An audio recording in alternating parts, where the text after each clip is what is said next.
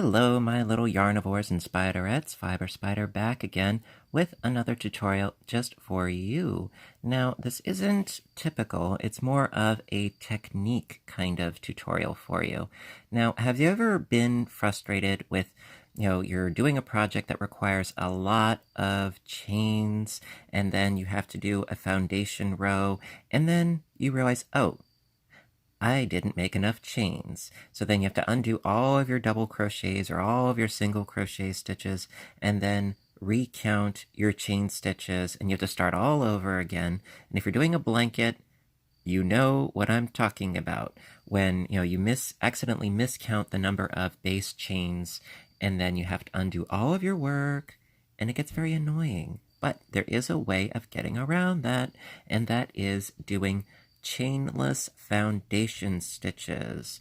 And I wanted to share this with you because it's a good thing. It's a very nice thing. It'll save you some grief in the long run once you get used to the technique. And it's something that I just picked up and learned recently.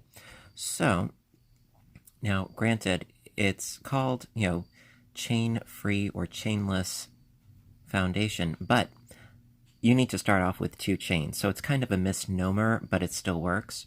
So, by the way, I'm using a size J 6mm hook and some worsted weight yarn. You can use really whatever gauge hook and yarn you're going for naturally. This is just something that I had on hand real quick. So, I'm going to start with a chaining of 2. All right. And then we're going to go into the first chain that we created, second one from the hook, going right in, and pull up a loop, and then pull up another loop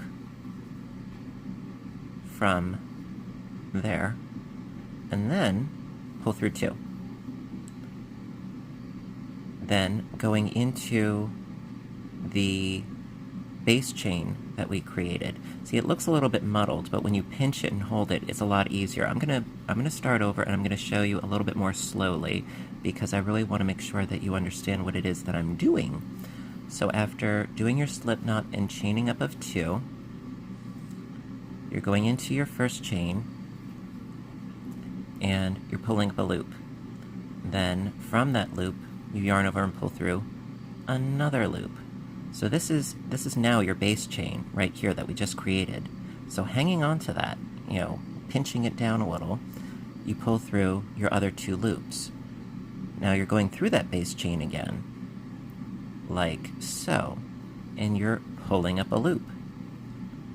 And then you're going to pull up another loop. And that's your base chain right there. And then you pull through 2.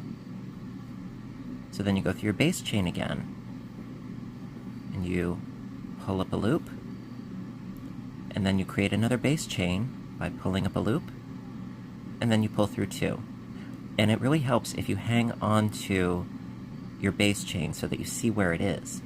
So, pulling through 2, then you have to go through the base chain again, and you pull up a loop,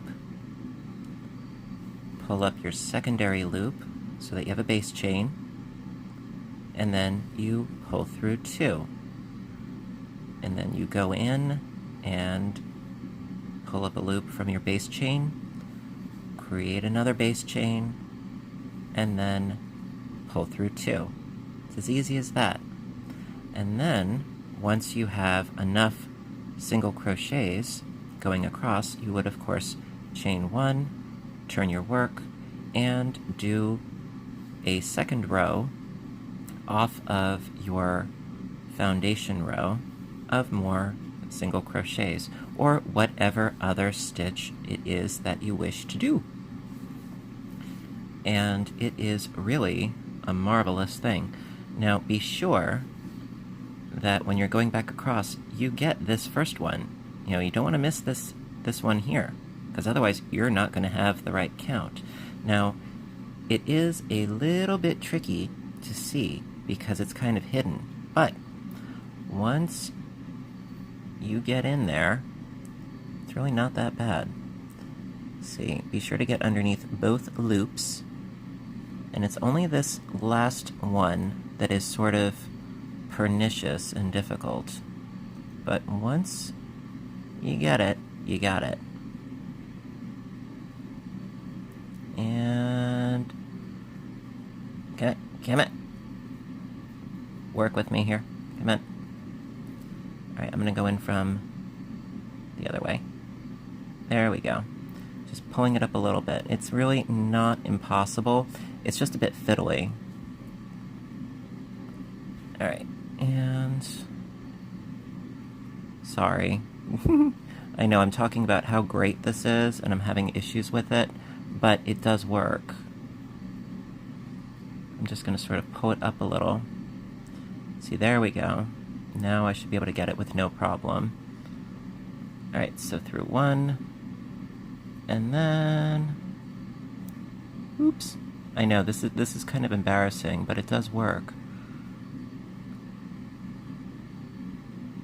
Oh, I got it. I got it. And... yep. See, it does work. It does actually work. So, because you want to make sure that you get through both of those loops, okay? You know, it just takes a little bit of fiddling, a little bit of finesse, but, see, what I just did, and as embarrassing as that was, it still worked, okay? And, see, got my nice straight edge there. So it does actually work. And also, what would you rather do? Would you rather fiddle and finagle with the stitch just as I did? Or would you rather undo, you know, a couple hundred double crochets or single crochets and then have to recount all of those chains? You take your pick, and then let me know.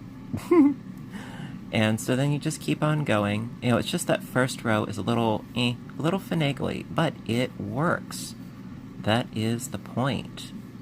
And then, so this is single crochets. Now, of course, you can do half doubles and you can do doubles, and, you know, there are variations so that, you know, oops, sorry, you're not reduced to just one stitch. But isn't that awesome? Love it. Absolutely love it. And that way, it'll save you potentially a lot of grief in the long run. And it's got a nice clean edge. Easy peasy, lemon squeezy. Alrighty. Alright, so say you want to do a half double crochet foundation row. Alright, so we'll do that. So, going in once again, I'm going to start with our chaining of 2, same difference, 1 and 2. Now this time, instead of going in, we're going to yarn over first, okay? So you're starting with yarning over, then you insert the hook in to your first chain there, and you pull up a loop, okay? Then you yarn over and pull up a loop for your base chain. Then you pull through all 3 loops. Going again, you're starting with a yarn over, and you're going into that base chain again, and you're going to pull up a loop, and you need a base chain, so pull through again, and then pull through all 3. Okay. Going on to the next one, starting with the yarn over, going into that base chain, pulling up a loop, because we need those base chains, and it helps if you hang on to them, and then you pull through all 3. Okay, starting with our yarn over, going into the base chain, and you pulling up a loop, then we need a base chain, so pulling up a loop, then pull through all 3. And then you have a foundation row of half doubles. So cool. Alright, now we're going to do doubles. Alright, so for a foundation of double crochets, as opposed to single or half double, again, start with a slip knot, This time we're going to chain 3. 1, 2, and 3. Okay, then yarn over, going into that first chain. All right, so we've got there 3. Now you pull through another loop, and then pull through 2, and then pull through 2. Yarn over, going into the base chain, pulling up a loop, pulling up a base chain, pull through 2, pull through 2. Yarn over, going into the base chain, pulling up a loop, pulling up a base chain, pull through 2, pull through 2. Yarn over, going into the base chain, pulling up a loop, making a base chain, pull through 2, pull through 2. And there you have it. And then of course you would either do a chaining up of 3 or my preferred method, which is not chaining up at all, but doing a single crochet into the first double crochet. So do a single crochet and then a chaining up of 1. Creates a much neater edge. And then just double crochet into the rest of your stitches all the way across. And be sure that you get the last one, which is probably going to be a bit of a miscreant like the first time. And it embarrassed me. It made me feel bad, like I'm incompetent or something. But no, I can do this. I got this. See, there we go. See, this one was a lot easier. You know, single crochets, they're a bit more fiddly. Ta-da!